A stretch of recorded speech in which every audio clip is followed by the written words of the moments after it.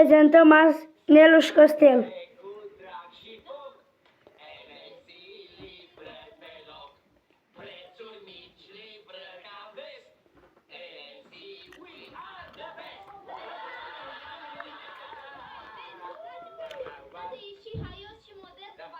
Bravo!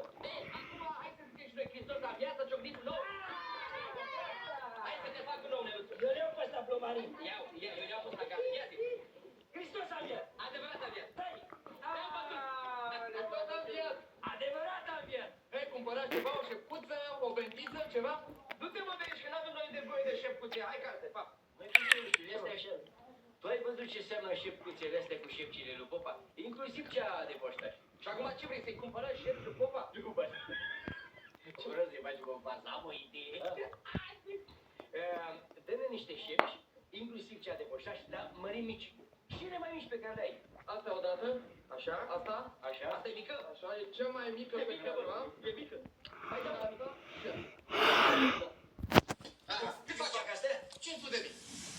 Ia 500. Dar tu, Costele, nu iei lui niște betițe? A, mă, de acolo.